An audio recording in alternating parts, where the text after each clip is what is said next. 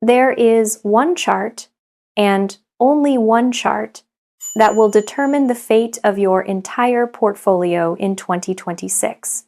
It is not the S&P 500. It is not the price of oil. And it is certainly not the latest AI hype cycle. It is this: the yield on the 10-year U.S. Treasury note. For the better part of a decade, Wall Street has operated under a dangerous delusion that the Federal Reserve, a committee of academics, is in control of interest rates. That era is over. A powerful, anonymous, and ruthless force has returned to the marketplace, a force that has been dormant for a generation. They are called the bond vigilantes. They are the collective intelligence of the global bond market, and they have begun to revolt. They are looking at America's out-of-control fiscal deficits, and they are going on strike. They are refusing to fund the U.S. government's spending spree at artificially low interest rates. This isn't a story about monetary policy.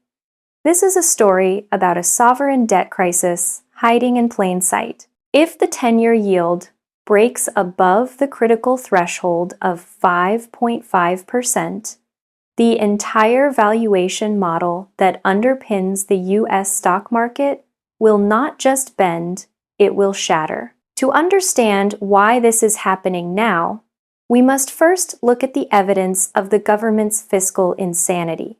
The numbers are staggering and nonpartisan. According to the latest projections from the Congressional Budget Office, CBO, the U.S. federal budget deficit for fiscal year 2025 exceeded $2 trillion, and it is projected to remain structurally above $2 trillion per year for the next decade.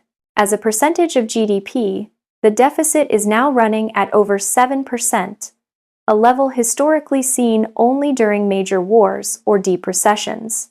Yet, the economy is supposedly at full employment. We are running a wartime deficit during peacetime. This isn't just a number. It represents a tidal wave of new government debt that must be sold into the market, week after week, month after month. The U.S. Treasury is now forced to issue over $1 trillion in new debt every 6 months just to pay its bills. This is the what? An unprecedented supply of government bonds hitting the market. Now for the deep dive, the why. Why is this tidal wave of supply becoming a crisis? Because at the exact moment the supply of U.S. Treasury bonds is exploding, the traditional sources of demand have vanished. This is the core of the thesis, the supply-demand imbalance that is forcing the bond vigilantes out of hiding. First, let's analyze the collapse of the traditional buyer base. For decades, the U.S. Treasury had 3 reliable, price-insensitive buyers for its debt. The first was foreign central banks, particularly China and Japan, who recycled their massive trade surpluses into U.S. treasuries. But that is over. Let's look at the official Treasury International Capital TIC data. China's holdings of U.S. treasuries have plummeted from a peak of over $1.3 trillion to under $780 billion and are still declining. Japan's holdings have also stagnated. They are no longer absorbing a significant portion of our new debt. The second traditional buyer was the Federal Reserve itself. During the era of quantitative easing, QE, the Fed was monetizing the debt, buying trillions of dollars of bonds with printed money. But that is also over. The Fed is now in the era of quantitative tightening, QT, allowing its balance sheet to shrink and becoming a net seller, not a buyer, of treasuries. The third buyer was U.S. commercial banks, who are required to hold high-quality liquid assets. But after the 2023 banking crisis and facing new Basel III capital requirements, their capacity to absorb more duration risk is severely limited. So, if the three largest historical buyers have all left the auction, who is left to buy this unprecedented mountain of new government debt? The answer is you and me, the price-sensitive, domestic private sector households, pension funds, and insurance companies. And this is where the bond vigilantes come in. Unlike the Fed or the Bank of Japan, these buyers are not motivated by policy. They are motivated by profit and fear.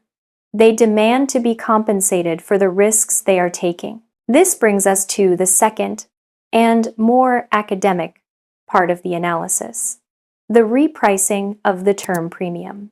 For years, the term premium, the extra yield investors demand for the risk of holding a long-term bond versus rolling over short-term bills, was negative. This was an anomaly created by QE and the market's belief in a permanent state of low inflation. The bond vigilantes are now demanding that this be reversed.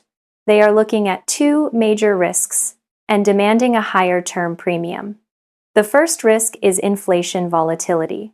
The post-2020 era has shattered the illusion that inflation is dead. Even if inflation returns to 2%, the market now knows that it can be highly volatile, creating a significant risk for holders of long-term bonds. The second and more profound risk is fiscal dominance. This is the risk that the U.S. government's debt burden becomes so large that the Federal Reserve will eventually be forced to monetize it to prevent a default, leading to a massive inflationary surge. The bond vigilantes see the CBO's deficit projections. They understand this risk, and they are demanding to be paid for it now. This demand for a higher term premium is not a cyclical move. It is a structural repricing of risk that is pushing the entire yield curve higher. The third part of the analysis is the mathematical certainty of the impact on stock valuations. Wall Street's entire valuation model for the stock market, especially for high-growth tech stocks, is based on a discounted cash flow DCF model. In a DCF model, you project a company's future cash flows and then discount them back to the present value using a discount rate. The single most important input for that discount rate is the risk-free rate, which is the yield on the 10-year U.S. Treasury. This is not an opinion, it is a mathematical identity. As the risk-free rate goes up, the present value of all future earnings goes down. This effect is exponentially more powerful for growth stocks, whose entire value is tied to earnings far out in the future. Let me make this brutally simple. Imagine a high-growth SaaS company that is projected to earn $100 5 years from now. If the 10-year Treasury yield is 3%, the present value of that $100 is about $86. Now, let's say the bond vigilantes push the 10-year yield up to 6%. The present value of that same $100 collapses to just $74. That's a 14% drop in the company's valuation without anything changing about its actual business. Now, extrapolate that across a NASDAQ index full of companies whose valuations are based on earnings projections for 2030 and beyond. A structural shift in the 10-year yield from a 3 to 4% world to a 5 to 6% world is not a minor adjustment. It is a cataclysmic event for equity valuations. A 30x PE multiple that seemed reasonable when the risk-free rate was 3% becomes mathematically indefensible at 6%. The multiple must contract, likely towards 20x or even lower. purely as a function of the math. This brings us to the so what? How does this bond market drama directly impact your portfolio and financial well-being?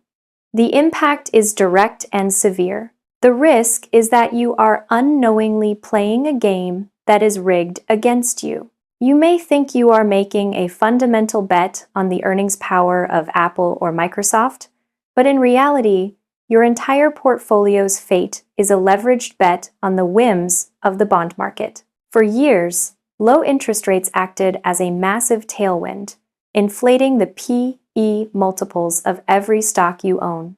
That tailwind has now reversed and has become a hurricane-force headwind. The anxiety you should feel is that the valuation metrics you have been taught to rely on, like P/E ratios, are not stable. They are a direct function of the 10-year yield. If the bond vigilantes succeed in pushing yields to 6%, it won't matter if your favorite tech company beats earnings by 5%. Its stock could still fall 30% as its P/E multiple is violently repriced to a new, higher rate reality. Of course, we must challenge this thesis. What is the counter-argument? The bull case is that there is a buyer of last resort who will step in to control yields, the Federal Reserve. Proponents of this view believe that if the bond market truly revolts and yields spike to a level that threatens financial stability, the Fed will be forced to abandon quantitative tightening and relaunch quantitative easing, effectively capping the long-term yield. This is the Fed put argument applied to the bond market. This is a plausible scenario. However, it is not a painless one. For the Fed to restart QE in an environment where inflation is still above target and the government is running a 7% deficit would be a disastrous signal. It would confirm the market's worst fears of fiscal dominance, likely causing the U.S. dollar to collapse and triggering a massive inflationary impulse. In this scenario, you may be saved from a stock market crash in nominal terms, but your wealth would be annihilated in real, inflation-adjusted terms. There is no easy way out. This leads us to the actionable, sophisticated playbook for a world ruled by the bond vigilantes. This is a strategy built on capital preservation and profiting from the repricing of risk. First, dramatically shorten the duration of your bond portfolio. In a rising yield environment, long-duration bonds are a guaranteed losing proposition. An ETF like the iShares 20-plus year Treasury Bond ETF, TLT, becomes a widowmaker trade.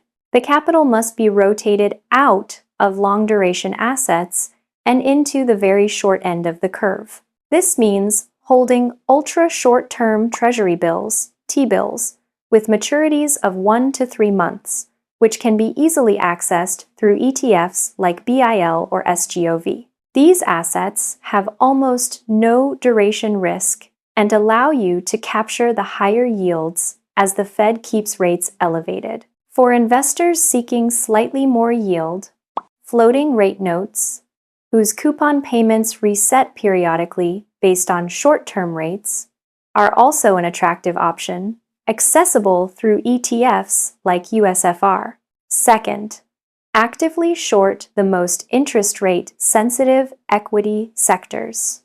The companies whose valuations are most vulnerable to a rise in the discount rate are those with the most distant and speculative earnings.